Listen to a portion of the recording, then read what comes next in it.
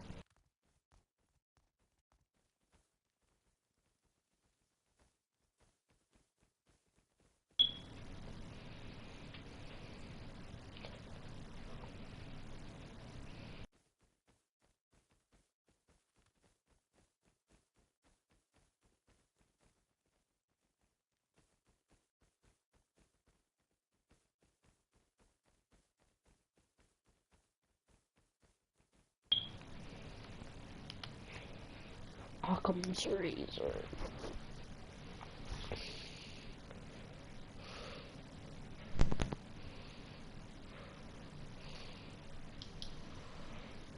Occam's razor.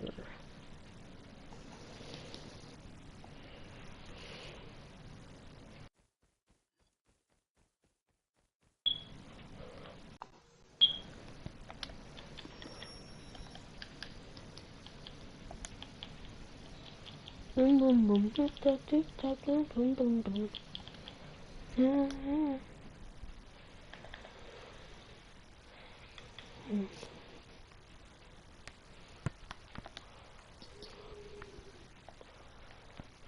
Occam's razor.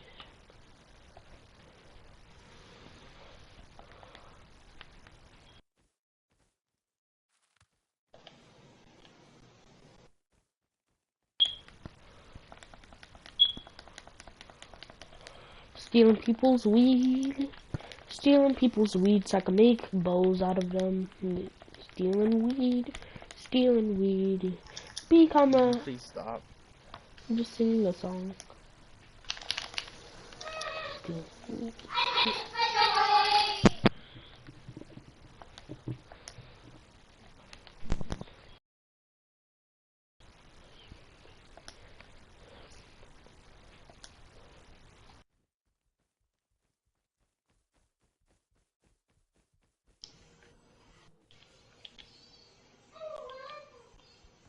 I hate bears. Like, why do they follow you so far? Like, dang. Animals are getting on my nerves. I hate animals. Animals can die in a hole. That's what... No, I hate this.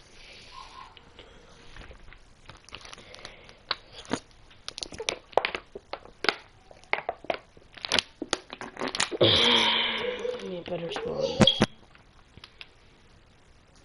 No, that's better. I can deal with that. Is in life. Tick tock, tap, don't you?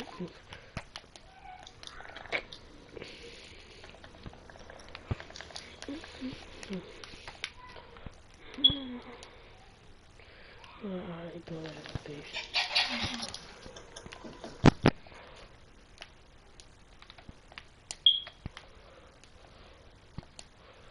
Boom, boom, boom. Tick, tick, tock, -18,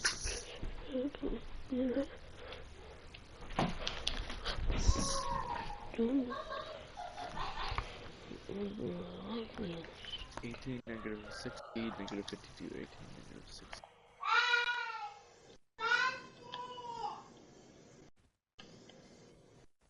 So this class had a...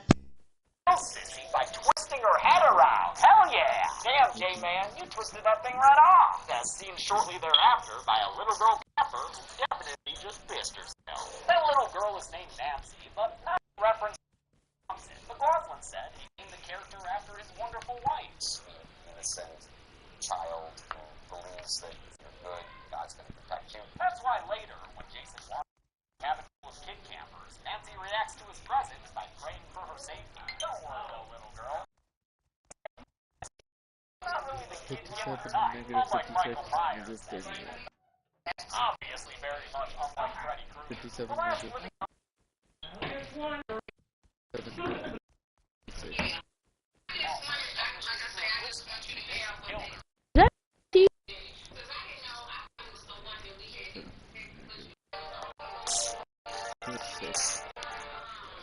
Welcome to the Kill Count, where we tally up the victims in all our favorite horror movies. I'm James A. Denise, and today we're looking at Friday the 13th, Part 7, The New Blood.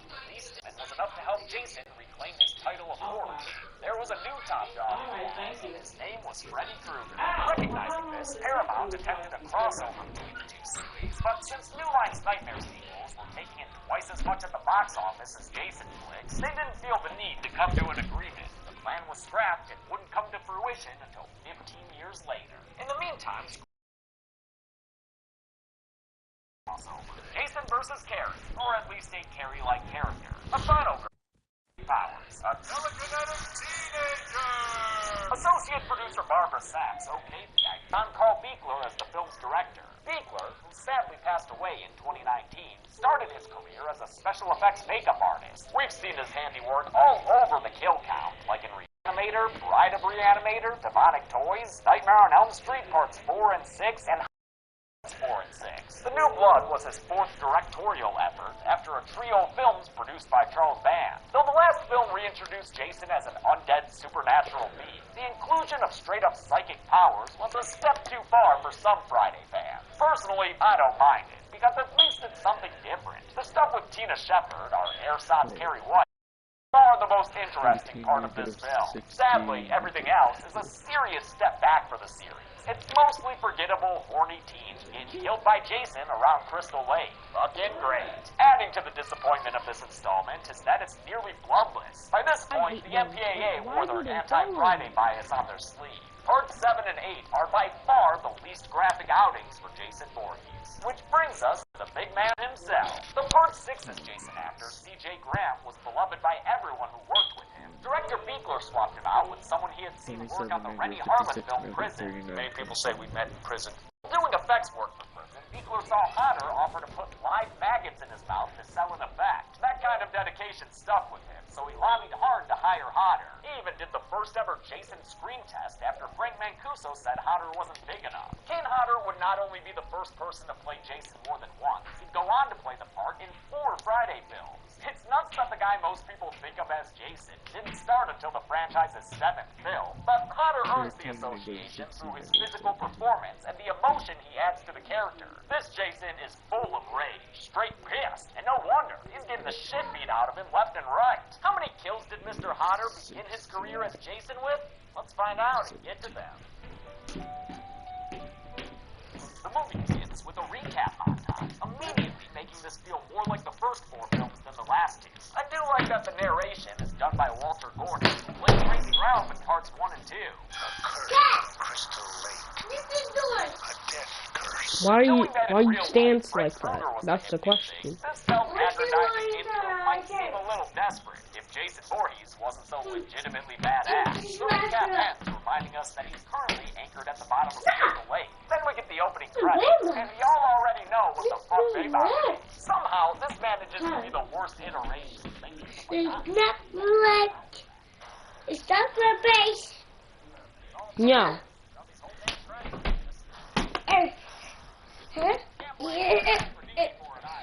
Quit.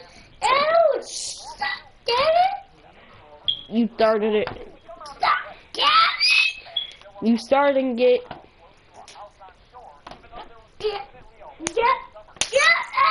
Ouch!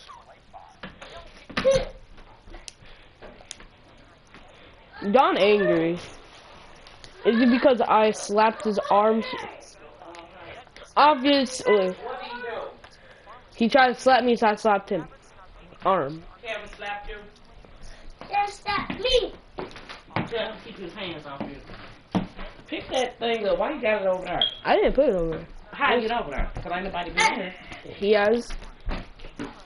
Pick the damn deodorant up off the floor. Little water bottle. Come on, John. Nigga, I'm killing you.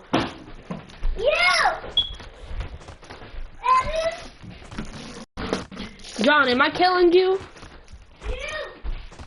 John, am I killing you?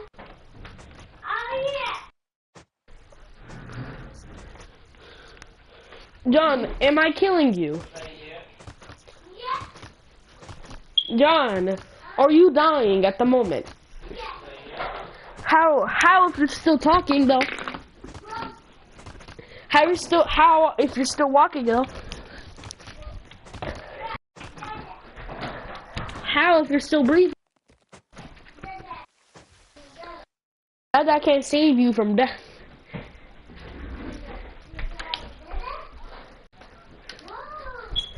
That's a guaranteed fact. He cannot save you from death. Unless he's Jesus, and I don't think he is. And that's the least likely answer, so. Most likely answer is not Jesus.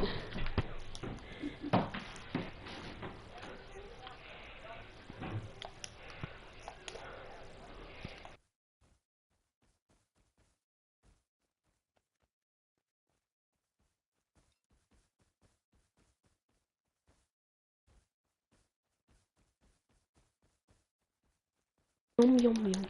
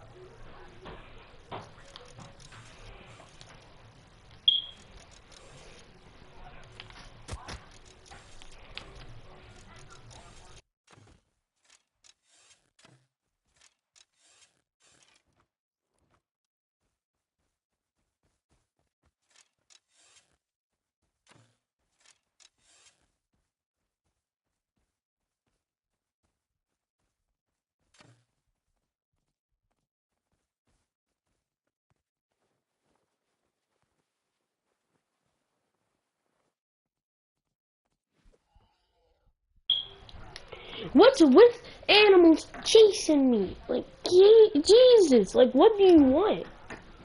I could be walking. It's just getting annoying.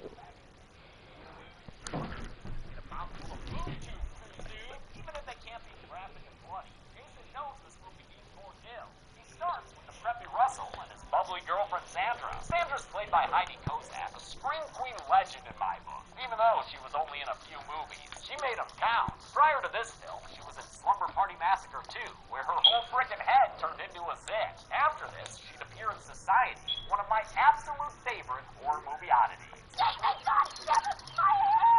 Sandra gets real naked for a skinny dip in the lake, but while Russell's stripping down to join her, J-Man comes out of the woods. He kills the lad by golf swinging an axe into his face. The makeup effects can only be appreciated when Sandra sees his body from afar. But originally, this kill had a lot more gruesomeness and was given an even better look thanks to a close-up. Jason then appears in the lake, perhaps via teleportation, and kills Sandra after a Jaws-like approach from underneath the water. He pulls her down, and she presumably drowns in the icy waters of Crystal Lake.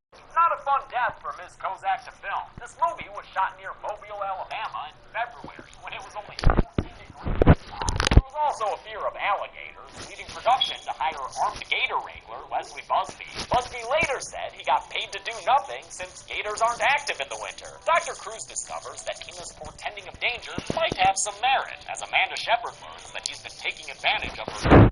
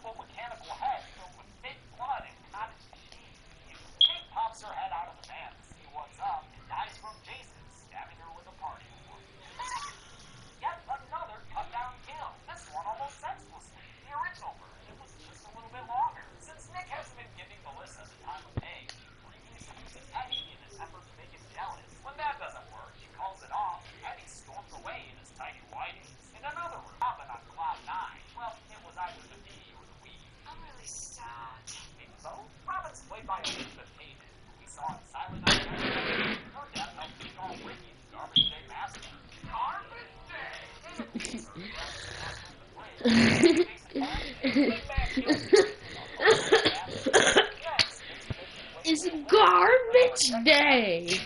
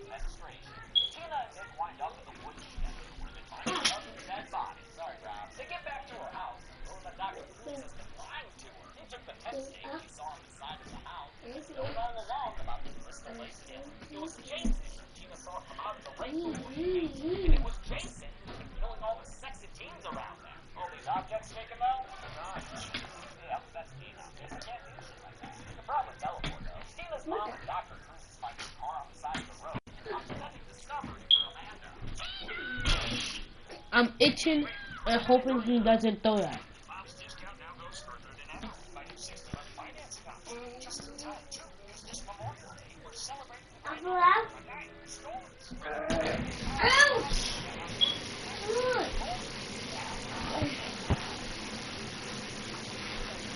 It's garbage day.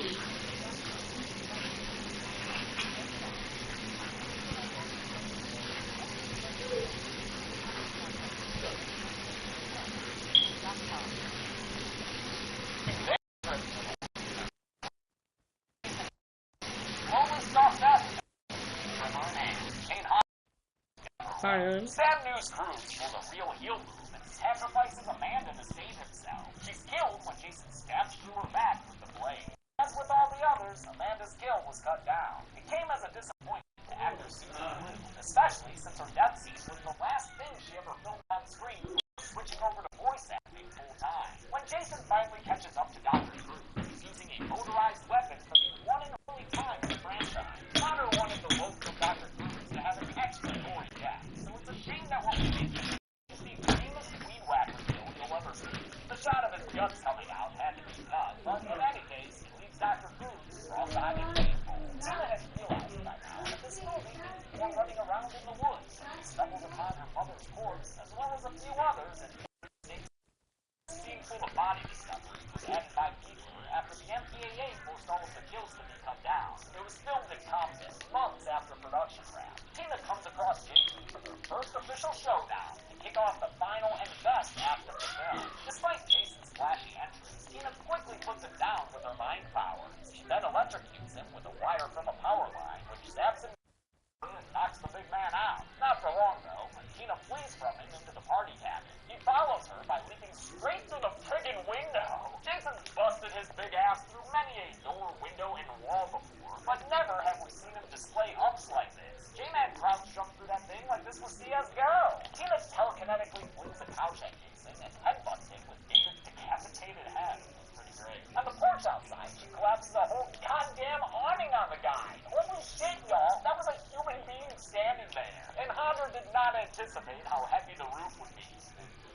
Hit me so hard and with such force that it drilled me into the stairs. In fact, you can see Tina's stunt double Paula Mooney visibly react out of concern for Hunter. He says the hockey mask may have saved his life. I could feel my face, on the stairs go bam, bam, bam. Yeah, it's a good thing I have that on. Door to find Nick and Melissa, who's done playing nice and says she's out of this bitch. Ace! She opens the door to find Jason, who kills her with an axe to the head. Then he tosses her ragdoll ass across the room into the corner. They had to cut the shot featuring the axe's actual impact, but I'm glad they kept in that stunt performance amazing floppy ball. Tina and Nick run upstairs, and when Jason tries to follow, she stops him with a light. It was Connor's bright idea to get hit in the face and go through the stairs, instead of getting hit in the chest and tumbling down them. This nearly resulted in injury when he almost hit the real stairs halfway down. My head had crashed the very last fall from the stair. What right below that, which is only 2 inches away, was where the practical one started. So it's a good thing I didn't go any further because I would have really smashed my head on the real one. That's one of the things that makes Hunter so friggin' great as Jason. His willingness to subject a ridiculous number of stunts. Tina uses her mind powers and can strip Jason's mask around his head and squeeze out something nasty. It eventually breaks, letting us see rugged face. It's the most detailed and monstrous of all of Jason's faces. It's so hideous that you probably nobody want to look at that, J-Man. Jason pulls Tina down there with him, but no matter how many teeth he matches, you just can't match her power. She uses her mind to send nails into his face and hoses him down with gas from a tank. Should that have been kept in the basement like that? Probably not, with an open flame furnace nearby. Good thing Tina's here to give everyone a lesson in fire safety. She lights Jason ablaze in a fantastic fire stunt and actually set a record at the time. Kane Hodder was on fire for more than 40 seconds on set, an insanely long time for a human being to be on fire. This is especially impressive considering he had been seriously while demonstrating a fire stunt for a local reporter in 1977, things went wrong and he suffered burns that left him hospitalized for months and scars on his neck, torso, and hands for life. I don't love this movie, but there's a reason I love Kane Hodder's Jason. He gives his full body to the role. Nick and Tina run out to the dock just in time to avoid the most kick-ass house explosion I've ever seen. Holy shit! They truly blew up an entire house. Once again, the effect was bigger than production anticipated, and they nearly lost the footage. I'm so glad they did it, though. That kind of fiery force is not something you see every day. The explosion's not enough to put Jason down for good. He appears to backhand Nick into a boat so he can focus all his energy on his final role for this film. She's focusing her energy too, though, on bringing her dad back from the dead. And though he's been down there for a full he's just a bit of a dirty man now. He wraps his chains around the indestructible Jason.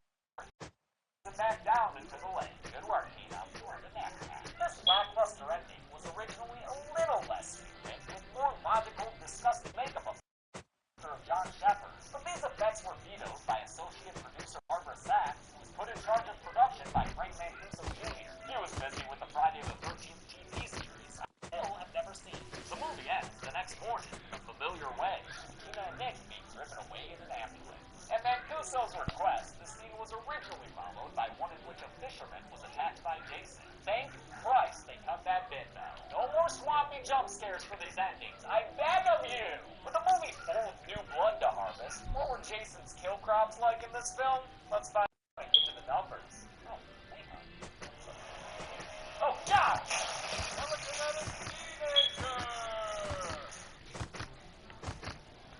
I counted 16 kills in Friday 7 the New Blood, with 8 of the victims male and another 8 female. That gives us an even pie chart. One more way, this movie's similar to the first four. With a runtime of 98 minutes, that left us with a kill on average of 6.13 minutes. I've been the Golden Chainsaw with Coolest Kill to Beauty. It's not that bloody, but it's memorable in its simplicity. And besides, who am I to argue with Kane Hodder himself? When we're ready for Layman's Kill, we'll go to Maddie. Pretty disappointing.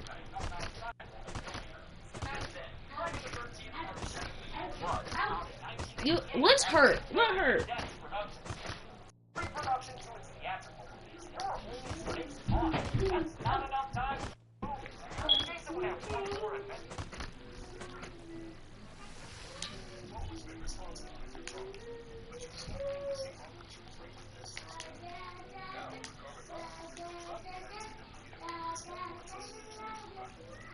Is he singing SpongeBob Pizza Pizza and the pizza? Let me introduce you to the next. We're talking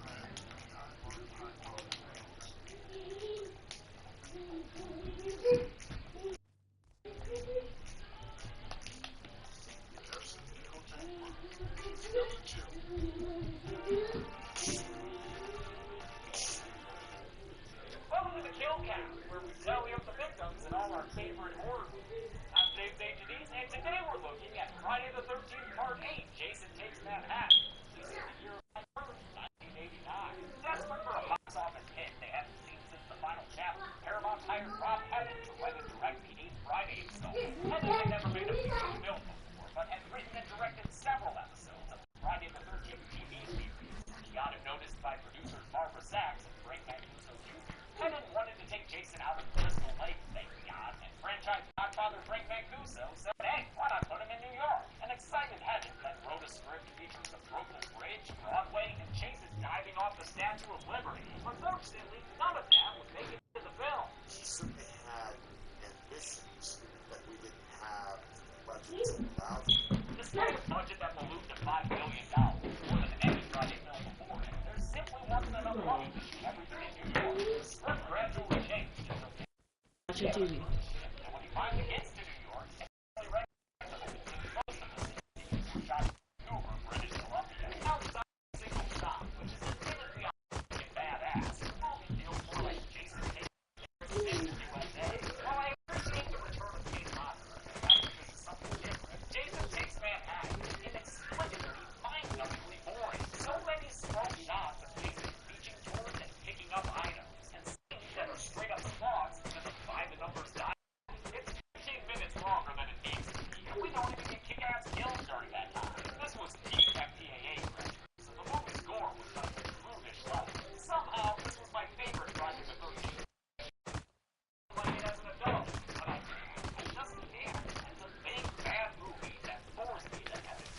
Still, a bow in the city should have plenty of potential victims. Let's see how many Jason gets.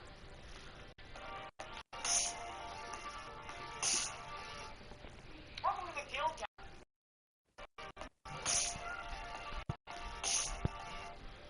Welcome to the Kill Count, where we tally up the victims in all our favorite horror media. I'm James H. and today we're looking at the second season of Stranger Things, released to Netflix in 2017.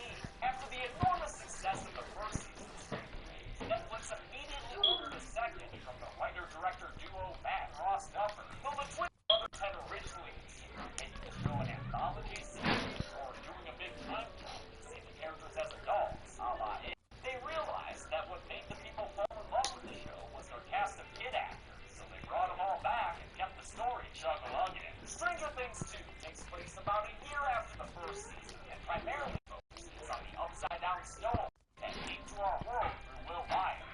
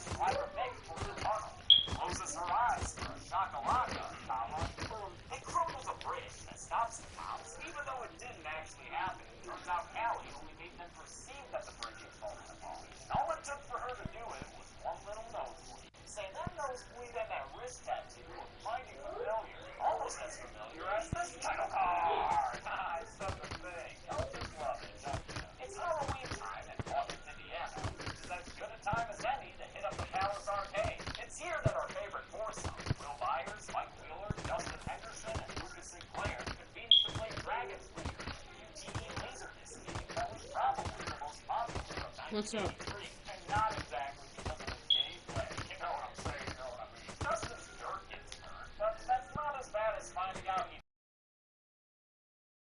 that spot's been taken by someone named Mad Max. Will Myers is still feeling the effects of his return to another dimension, occasionally seeing himself back inside the Upside Down, where the sky is fighting. Calm down, you scared little bastard. It's just a hallucination. In reality, Will's feet are still right side up. His peers at school haven't forgotten about the time he was declared dead, and their bullying makes it hard for Will to enjoy a presentation about the human brain by the science teacher, Mr. Clark. The lesson is interrupted by a new student's arrival who was just dropped off by her scorpion of a stepmother. Oh, and the ladies of Hawkins High are mighty fond of that boy's singing. The new student.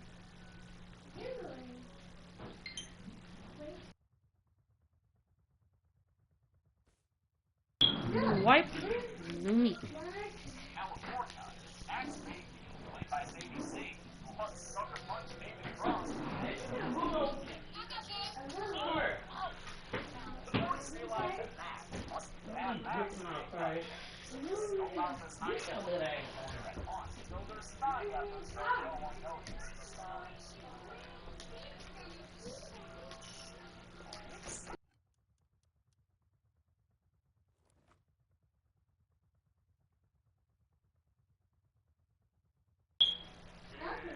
You're making it worse, though. Justin's new team for this season are actually a fake set, since actor David Matarazzo's real brother still didn't come in by time of production. The purr, however, was all games, right from his Chewbacca. It starts off with my Chewie impression. That's not good. Me, my Chewie impression. It needs a little work. Dustin and Lucas watch as Max is dropped off by her stepmother, which doesn't have the best relationship. It becomes apparent real fast that this season is not to have a love triangle. How do we develop new smart products in love? By collaborating.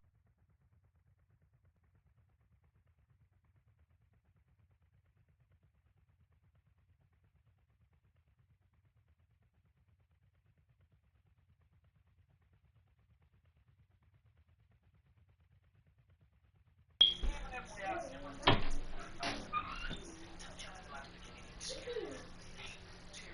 Joyce picks up the appointment at Hawkins Lab, where they're joined by police chief Jim Hopper and all his who is rolling aliens and smart people.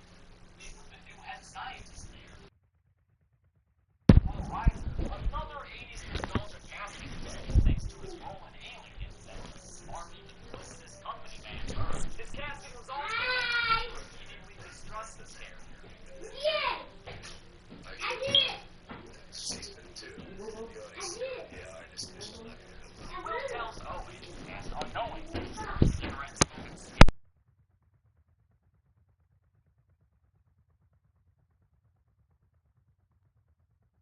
brushes it off, though, and says it's probably just drama, since they're coming up on the anniversary of Will's Demodondi last year, which of course came about thanks to an upside-down gate inadvertently opened by 11, which continues to be a problem. Mary Jane and Dave, burn it with fire! Wheeler and Steve Harrington are still dating, but that doesn't stop them.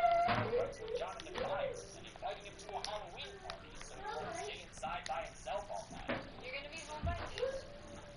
Listening to Talking Heads.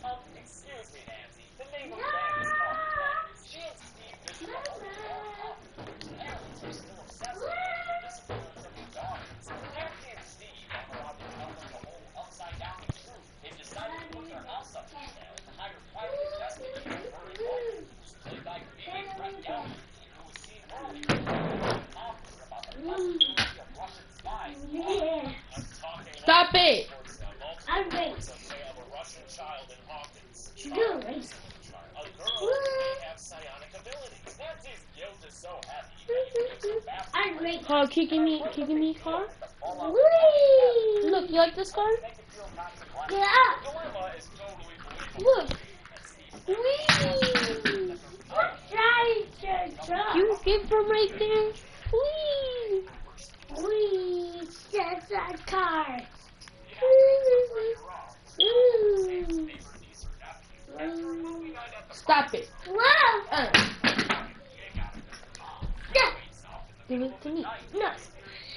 See, bye-bye.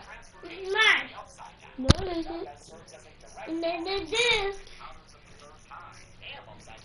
You get that one too? Yeah, I do. What?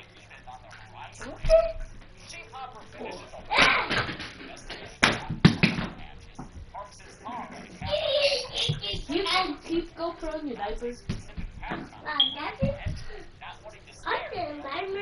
Yeah. You don't have any underwear on.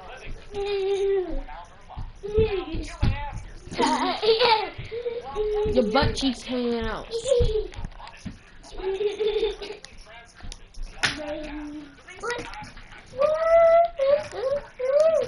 John, your butt cheeks hanging out.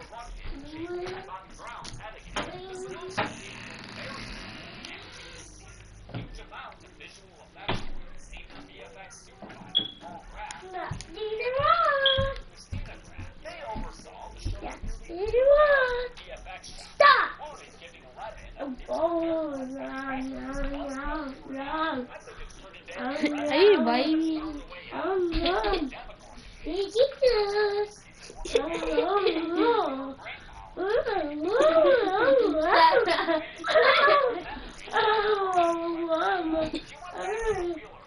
Stop it.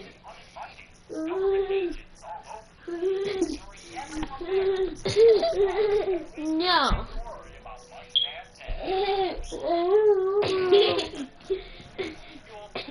You said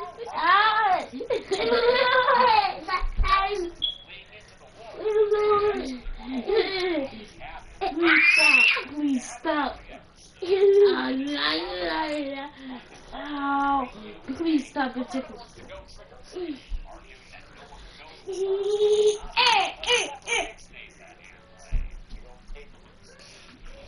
God, let go! Let go! Stupid. What? No! Give me the car! Okay, here's the card. No. Yeah, you so sick.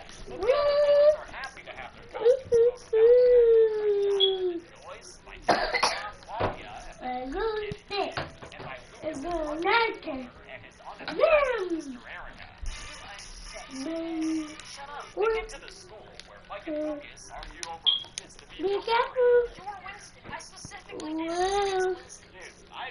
this is silly. Watch out. Next time. Get like. See what it? Woo. Papa. Car. Mom.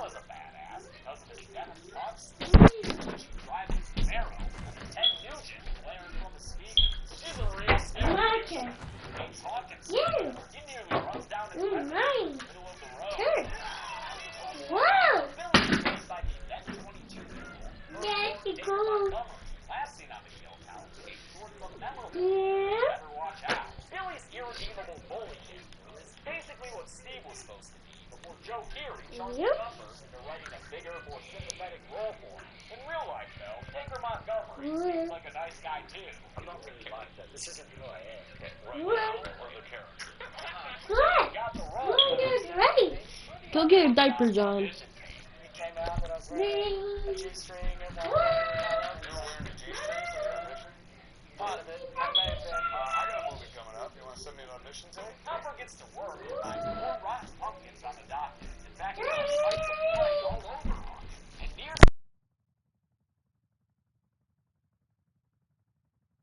Be careful.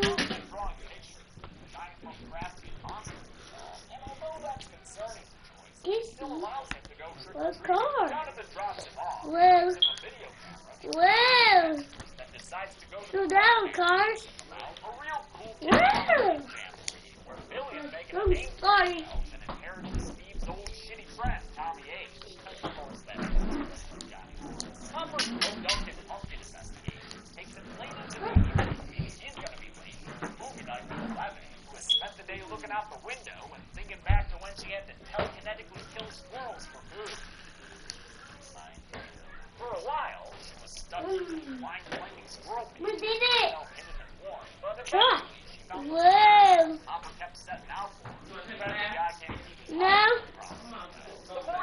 trick-or-treating, Nah. confronted by a shake.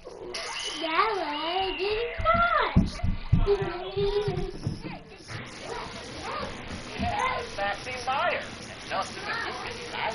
They try to impress her with their best Californian accents. Mike complains about the changes in the party roster. He steps away from Will, who gets teased by Wolfman and Jason, until he falls ass backwards right into the upside down.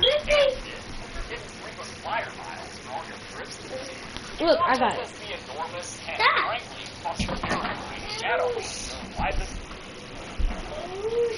up into the sky. Let's Scares Will stop, down the David. stairs to the light finds him and teleports him back into the real world. Man, poor little fires.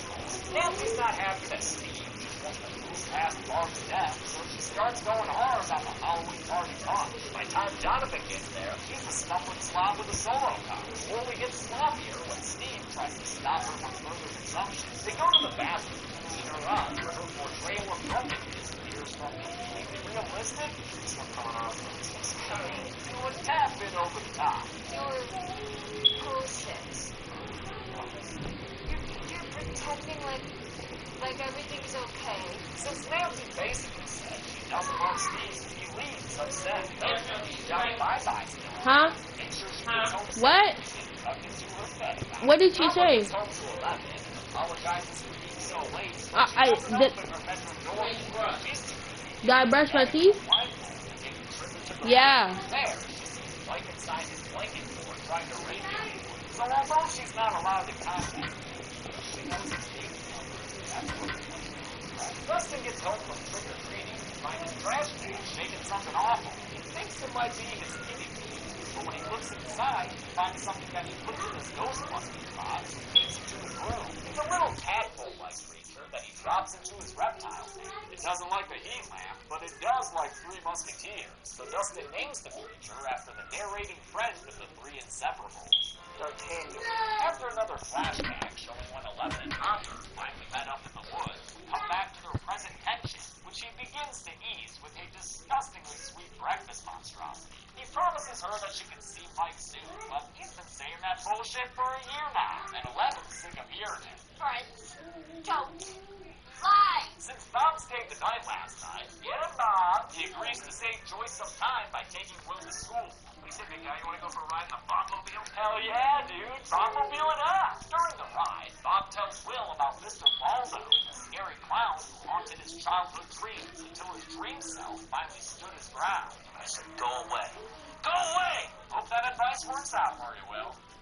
Hop and his pops review the farms with bad crops, and the chief realizes that they're all in a circle, radiating out from Hawkins' lab. He takes these findings to Dr. Owens, who tells him that he better make sure there's no upside down leaking out the lab. Better make damn sure. I keep this nice and quiet for you, and you keep your shit out of my town. That is the deal. Eleven thinks back to when Hopper first took her to his grandpa's cabin and called it her new home. They made the place clean and secure, and Hopper told Eleven she could stay with him as long as she followed his rules. Chief among them, don't ever go out alone. Call me, don't be stupid rules. Yeah, good try, Hop, but Elle's being stupid right now, stepping over tripwires to head out on her own. She comes across a mom and her kid, which reminds her of a time when she asked Hopper about her mom. When she asked if her mom was gone, Hopper said yes, which you'd probably have to fact-check as mostly false, depending on how you interpret the word gone. Steve and Nancy's relationship is still frayed from their fight at the party, so she talks to Jonathan instead about how guilty she feels over Barb. Seeing a kid with a tape player, Nancy comes up with an idea. She and Jonathan go to her house and call up Barb's mom. They ask her to meet them at a public park and mention that it's possible someone's listening to their conversation. I can't tell you here on the phone. And of course, they're right about that. Damn, Hawkins Lab, you're so nosy. With a little help from her Kevin Klein's boyfriend, Joyce plugs their camera into the TV so she can see what Will saw on Halloween night. The tape reveals a staticky outline of a familiar shape, and when Joyce traces it, she confirms her suspicions. And there's the scary thing. During lunch, Dustin shows the game, including Max, his new pet D'Artagnan, nicknamed Dart. He doesn't know what kind of animal Dart is, but he knows the little feller don't like heat, which is weird for a reptile, but maybe not all that weird for an upside-down slug. Will tells his friends that he thinks Dart came from the upside down. down, but not fast. She's not allowed in the know. Mike and Lucas want to take Dart to Hopper, but Dustin's grown too attached. We have a bond, like a father-son bond. And look at that little boy grow. He's reached his squadron battle team. Dart darts off right as Max cracks open the door, and he dips, dives, and dodges to get away from the kids. They split off to track him down, and when Mike runs into Max during their search, he straight up tells her he doesn't want her in the party. She ain't no L. Speaking of who, 11 gets to the school just in time to see Mike talking to another girl. So she has a cowman and knocks Max down, disappearing before Mike can figure out that Max was not Pelican. This is Frank. He runs the Haven Camping Supply business. He's marketing because FedEx is growing its fleet of electric vehicles, and these are the camper scouts. An eco badge. They're sharing this news to their global scout leader, which unexpectedly made Frank quite popular. So it's a good thing Frank uses FedEx to help him expand his reach and make Earth a priority. FedEx, where now means next.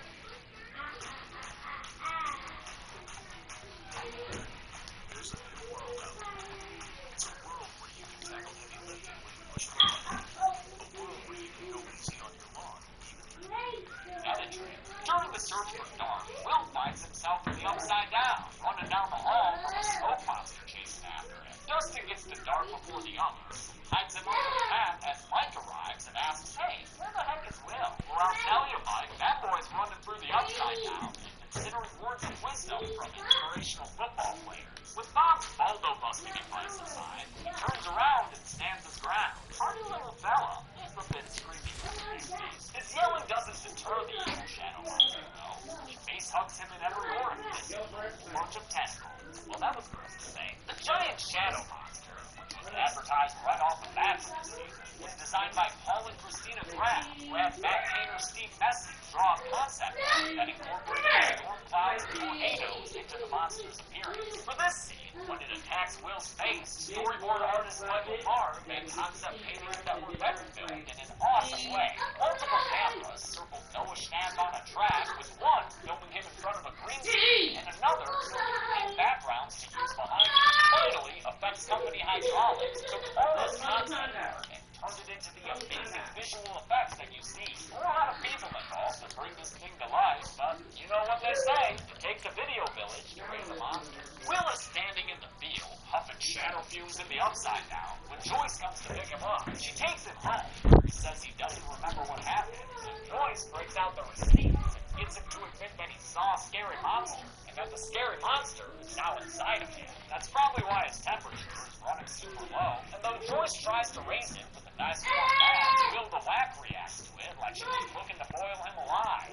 He likes it cold. 11 gets back home late to find an irate Chief Hopper in full-on angry dad mode. "Don't walk away from me!" He yells at her for breaking his idiot rules, and tries to ground her from Egos and TV. But 11 loves Cheers. He just cut her off from Sam and Diane. She yells that he's no better than her papa. She openly uses her powers against him and storms into her room, her psychic temper tantrum climaxing with a window explosion, which was done practically and without a stunt double for David Harbour. The next morning, Nancy and Jonathan go to meet Barb's mom at the park as planned. When they get there, they notice people potentially spying on them. Dudes with newspapers, brightly attired joggers, kids playing games. Don't count out kid spies, they're the most ruthless. It ends up that pretty much everyone there is a spy. The jury's still out on the kids.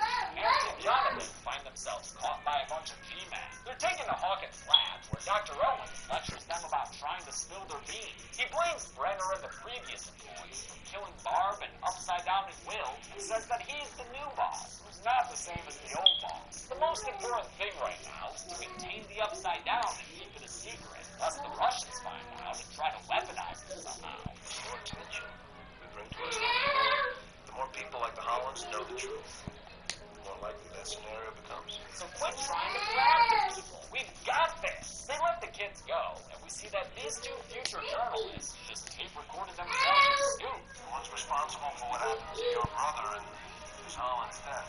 They're gone. Evidence in hand, they drive out of Hawkins. After trying but failing to make amends with 11, Hopper is called to the buyer's home. Joyce shows in her little popsicle boy Will, who says the scary shadow monster wants to keep things nice and chill. is. He also says he's been given memories that aren't his own. Memories of death that have sliding down water slides. He's having a hard time saying what he's seeing in words, so they tried to get him to draw it all out. But, he's tried drawing a little better there, Will. Those are scribbles. Unable to return to where everybody knows her name, 11 reluctantly cleans the cabin until she finds a hatch in the floor that leads to a crawl-space full of memories. Some fun, others undoubtedly less fun, and also one that may be relevant to her. Inside the box labeled Hawkins Lab, 11 finds a file on Terry Ives, who once had a baby Jane. Whatever happened to her? She finds a picture of Terry with her pom-pom and takes a blindfolded visit to her close boy to see what's up. There she finds Terry in a rocking chair, murmuring something to herself over and over.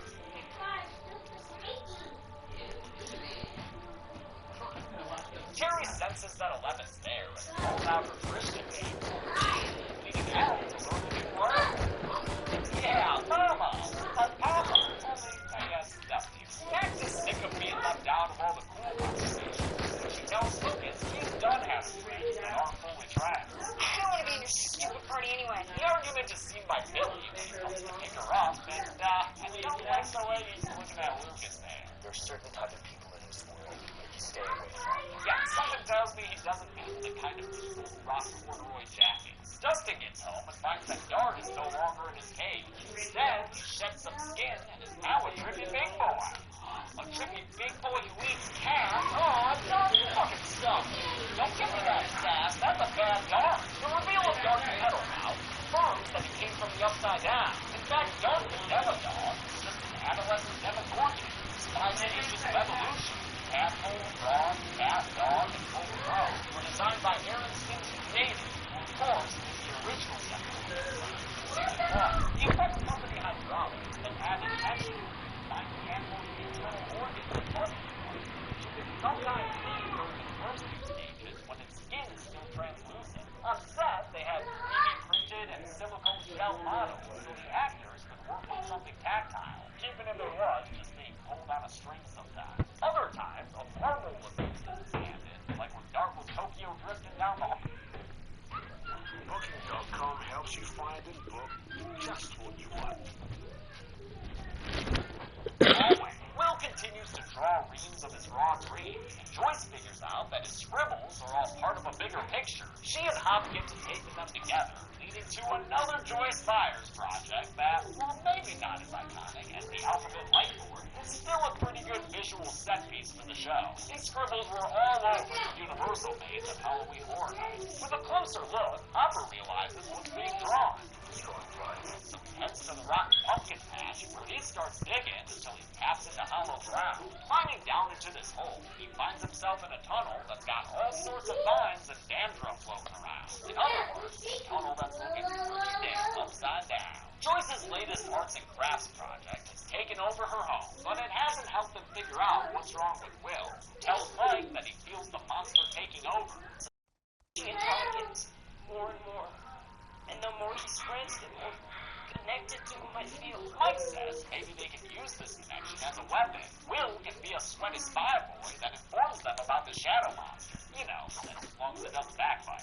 What if he spies back? Well, that would be bad. Dustin gears himself up in old hockey pads and prepares to capture Dart with baloney, the worst of all deli offers. His trail of processed garbage meat gets Dart out of the house, and when the little fucker figures out that something untoward is going on, Dustin has no choice but to knock his pet into a storm cellar and lock it up inside. You ate my cat. 11 gets a ride from a friendly trucker to the House of Ives when her Aunt Becky doesn't let her in, not knowing who she is. 11 just ups and invites herself inside. I want to see Mama. She tries to talk to her mama, only to get the same jumble of words she saw her saying in the void. But after catching up with her aunt a bit, 11 realizes that Terry is trying to interact with them through flickering lights. Judging by that bloody nose, one thing is certain. She wants to talk. Nancy and Jonathan have left Hawkins to visit that Murray Bowman guy, who already knows their names as he welcomes them inside his Fleabag home. He's got a whole damn layer of corkboard theories about Hawkins, Will Byers, and of course Bart Holland, whose disappearance he's being paid to investigate. Little did he know, he just stumbled across a bunch of shortcuts. The girl with the buzzed hair. She's not Russian. She's from Hawkins Lab. Her name was Eleven. He worked on this story for a year, and they blurted it out. Max goes to the Palace Arcade and is tricked into meeting with Lucas, who wants to tell her about what happened in Season 1, even though it might be hazardous to her health. You could be arrested.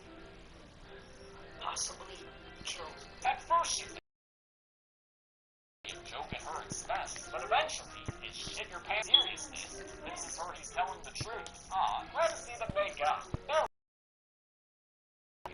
Hopper's lost inside floating Skinflake Central, trying to find his way out using a trail of tobacco. Will sees the chief in a tree and draws the coordinates on a fresh sheet of scribble, which is like the rest of the mess all over her wall. They don't know what it means exactly, but someone just rolled up who might be able to help them find the X. What's the X? Pirate treasure? Hell yeah, dude. Bob the Brain quickly figures out that the drawings are actually a map of Hawkins. It's self-exploring. That gets mathematical and cartographical up in this bitch to figure out the location of the X that wants to hop. Maybe just look for the picture that has a bunch of pissed off lines, because that's what the chief is presently struggling with. Will's drawings of the tunnel system, which my assistant Veronica wonderfully recreated for the set back there, were mapped out by returning production designer Chris Trujillo, who made sure the tunnel drawings actually fit into a map of Hawkins that they had created for geographical continuity. That's way more work than the showrunners of Lost were ever willing to do. Then the prop team created all the individual drawings using 1,500 grams and 3,000 sheets of paper. They were led by prop master Linda Rice, who also did props for American Beauty. She's the one who found that beautiful plastic bag. With no one answering their radios, Dustin goes to the Wheeler house to collect Mike, only to find out that neither Wheeler child is home. Steve shows up with flowers, hoping to get back into Nancy's good graces, and since he's the only assistance available, Dustin hitches his ride to Harrington and begins the greatest goddamn relationship this show will ever give us. Fuck yes, Dustin. Nancy and Jonathan show Murray their tape and ask him if it's enough evidence to blow the lid off of Hawkins' lab. Through some vodka and Billie Holiday, Murray lays out the problem they face, though he believes that the American public won't, because they like something so simple. Someone with an ounce of authority calls bullshit. Everyone will nod their heads and say, see? Ha! I knew it! It was bullshit. Yeah, Murray's not a fan of the overpowered U.S. government. His blood does not run red, white, and blue. He does not have a bald eagle heart. Together, though, he and Nancy figure out a plausible PR strategy. They can water down the accusation. And instead of talking about aliens or some shit, say that Barnes was killed by a chemical exposure from Hawkins' lab. Something scary but familiar. Yeah, 3 cheers to radiation. At the iTunes, 11 hops into the void so she can speak to Terry. Aw, I bet her mom will love that, huh? Okay, maybe she won't. Sorry. Through a memory montage, we see the origin of the words that Terry keeps repeating. Breathe comes from when she went into labor, whereas Dr. Brenner delivered her very much alive child. Sunflower is what she saw when she woke up and was lied to, being told her baby died. Then 11, who was with another young girl in a room marked with a rainbow, another one of Terry's words. Finally, 450 was how many volts of electricity Doc Brenner administered during the electroshock therapy that left her how she is today. Sunflower. Rainbow. 450. 3 to right. 5 to left. Damn, that is some messed up shit. Mike, Bob, and the Byerses Hopper should be based on Will's drawings. They find nasty tentacle vines in the ground, and after Joyce hacks away at them with a shovel, she and Bob hop down into the tunnel. Are we in Will's lab? They follow Hop's trail of broken cigarettes and find him getting choked by mines, but they're able to rescue him by cutting and stabbing at the tentacles. All of a sudden, though, some Hawkins' lab team show up, and after giving Hopper a second, Indiana Jones' map, they start flamethrowing away at the vines. Unfortunately, the incineration also hurts Will, and I don't mean just a little. That boy is in bad shape. And that's where episode 5 of Stranger Things 2 ends. The next 4 episodes will finish out the season and give us a whole lot more kills to count, so don't you worry. Boy meets girl. You're okay? Boy thinks it's love. Cue romantic montage. Yeah, you need Wanna bubbles. play home, tears, yada yada, skipping over the juicy bits to get to the juicy bits. Boy didn't pay change fees, but he changed his flight to stay. At Jacksonville, we make our smoked sausage better than the other guys. How do we know? Because we only use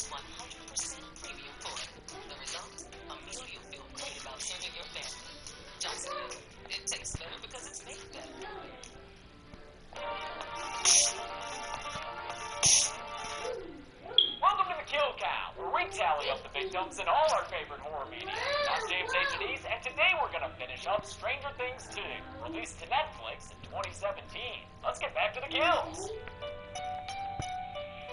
We last left off with Will Byers in a bad way, and things aren't getting better for the little guy at Hawkins' lab. Where's the hurt the most, Will?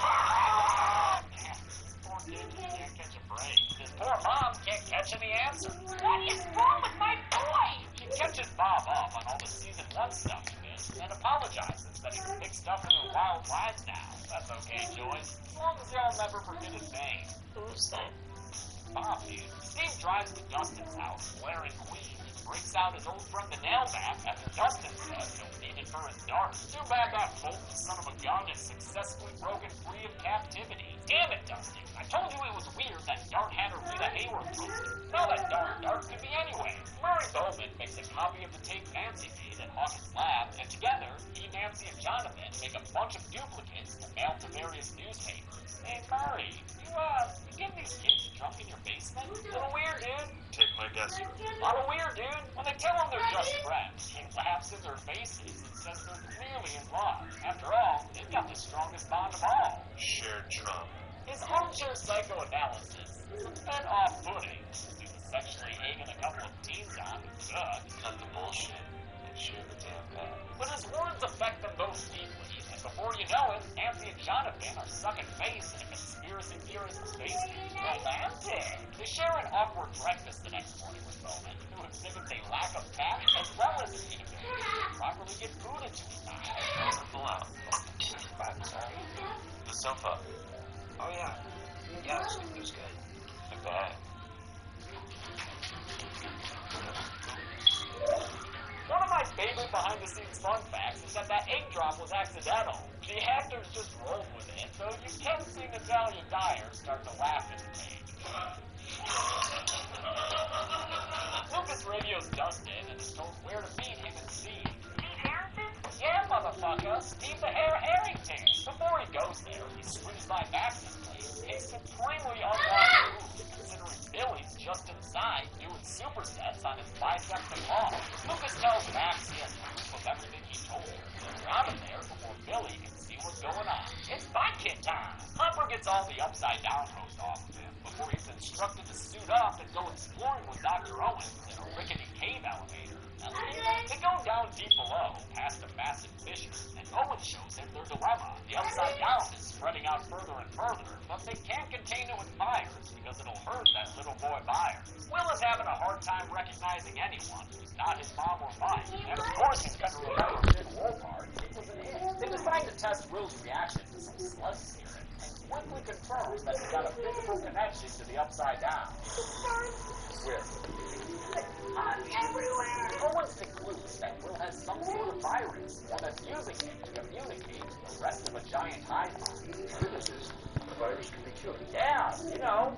Eventually, Steve and Dustin are walking along railroad tracks, shoving it up in full way to the front, and Harrington tries to give the younger boy relationship advice pertaining to Max.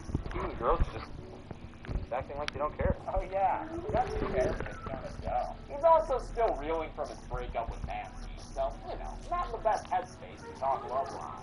Still, it's sweet how much he wants to help Dustin, even sharing with him some hair care secrets. Farrah Fawcett. Farrah Fawcett, you tell anyone? I just told you that? And you're asking. The doctors at Hawkins Lab look at some virus brain scans and see some bad news, but some of them just want to get back to burning the upside down to contain his stress. And if it kills the boy, then quite frankly, Sam, it kills him. Owens tells that guy to fuck off, and hopefully he won't even come to all of that, because Will just told Mike that using photographs of his tunnel system, Will figures out a likely location of the Scatterbox, so a bunch of scientists arm themselves with guns.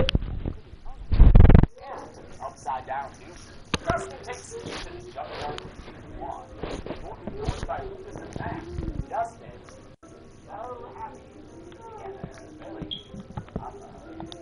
The four of them get to work fortifying a bug, rolling barrels around, hoping to lure the dreaded dart to them so they can take care of it once and for all. And friggin' bus fortress looks cozy as all hell. Dustin overplays the whole pretend not to care about Max thing, so she leaves him and climbs up to the roof of the bus.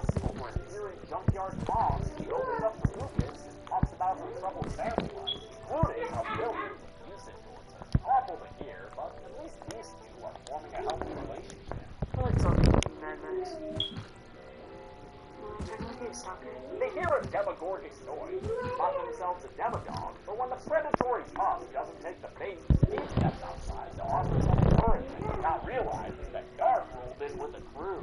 This dog is a pack hunter, like a bunch of little demoraptors. To bust Fortress Hole, save for one exhaustible time. But something calls the demodogs away, just barely saving the lives of Steve, Dustin, and the scared lovebirds crushing on each other. They're going somewhere. They're going straight to where the Hawkins Lab scientists are, because it turns out those dudes weren't being led to an attack site. Instead, the Shadow Monster was using Will as a spy, and that little Benedict Bullcut led them straight into a trap. I like the difference in monsters between seasons 1 and 2. While the Demogorgon was frequently compared to a shark, a hungry animal acting on instinct, the Shadow Monster is a sentient being with plans and goals, even if we don't always understand them. Line shots and radar blips both confirm that there are 7 Hawkins Lab scientists who get ambushed by demodogs and killed one by one, their flashlights falling to the ground as they die. Something about this feels familiar, huh, Berg? Owen. And the bad news just keeps getting worse, because the demodogs keep on coming and are now climbing straight up into Hawkins Lab itself. What a super exciting time to cut to something completely different. Terry Ives is still repeating her version of the lost numbers, which has left her nose bloody and her daughter confused. Eleven wants to find the other little girl from her mom's memories, and after she and her Aunt Becky discover some relevant files, Elle goes to look for her in the void. There she is, right at the corner of Nothing Avenue and Flaming Trash Boulevard. Eleven overhears Becky calling the Hawkins PD for help, so she disappears with her aunt's credit cards, not interested in seeing Hopper again. She gets on a bus as a bit too on-the-nose needle drop of Bon Jovi's Runaway takes her next door to the land of Lincoln. Chicago is one big-ass motherfucking city compared to Hawkins, and it's actually a little jarring to see such a sprawling metropolis in Stranger Things. I can't say they nail it either. I like my 80s urban areas grimy and with way more smoke coming from manholes. Step it up now, duffers! Eleven eventually traverses the seedier parts of town and winds up at a warehouse where she runs into that overly 80s gang of punks, the ones who kicked this season off. Spiky-haired Axel pulls a spiky switchblade on the young girl, but then he sees spiders all over his hand and backs off. The spiders were just mind spiders, courtesy of Kali, who quickly learns that Eleven's got some superpowers too, and matching birth tattoos. Look at that. Sister, never knew how much I missed you. Kali, aka 8, tells Jane, aka 11, that she should use her gifts freely, just like she uses hers. I can make people see or not see whatever I choose. Check it out, a Coachella butterfly. Hey, don't swat a Coachella fly. Quit poking my face. God. The two of them bond immediately, because probably lonely, being super science guinea pigs. And though Kali's crew makes fun of the newcomer, she tells them that her sister's powers could be useful. She can find people without moving, with nothing but an image. Kali introduces 11 to her band of merry misfits. Axel, we already know. Dottie is the material girl. Mick is their protector. And Funshine is their lovable warrior. Nice to meet you, Miss Jane. None of them have superpowers like Kali or Elle, but they are outcasts of society, and they take their frustrations out on the scientists who worked at Hawkins Lab. You heard the Fab Lab? Yeah, Elle. They fucking murder them in their doorways like they were Gail goddamn Bedecker. Kali says these people deserve to die for what they did to kids like them, and if Elle is willing to help, then all they need is a training montage to strengthen her force powers. Move that trailer now, girl. Do or do not. There is no try. Under Kali's direction, 11 channels anger from her memories and flexes her mind muscles in a showcase that gets those punks real excited. Elle takes a look at Kali's most wanted board and recognizes a dude who electroshocked her mom and Kali when she was young. Don't tase her, bro. 11 uses a picture of this guy, Ray Carroll, and figures out where he is doing her void search. Nice job, Elle. You just earned yourself a Metropolitan makeover. Bitches. Not bitches. Hey, we try not to curse around her. She tends to just repeat things. The punks walk out to their van in slow motion, looking very intentionally like the warriors from the 1979 film. I mentioned in the season 1 videos that this show doesn't depict the 80s as they actually were, but rather the 80s how they're portrayed and remembered in popular culture. Nowhere is that more apparent than in this episode, which many people think was made as a backdoor pilot, an episode of an established show meant to launch a spin-off series. Perhaps the Duffers wanted to make their own X-Men-like adventures starring the other numbered superheroes from Hawkins' lab. But critical and fan reaction to this episode was negative enough for them to drop it. Scully and her crew don't appear in Season 3, and I don't know if we'll ever be seeing them again.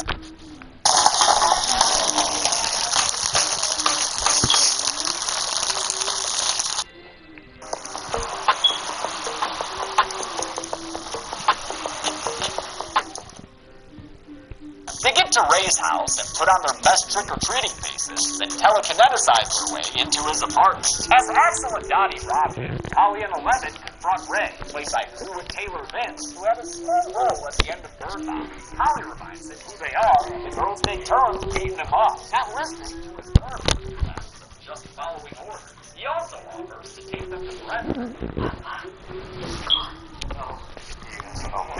And that, along with the Duffers confirming that he's still alive, is why I didn't include Brenner on the kill count last week. At Collie's urging, 11 uses her powers to strangle Ray, though she's stopped when she gets a picture of his daughters, who Axel just found, calling the police. Since Collie doesn't believe in happiness, she tries to finish Ray off herself, but 11 stops her with her mind. When the cops arrive there, the police are forced to saving Ray from joining the kill count. Okay, no. You wanted to show mercy on your choice.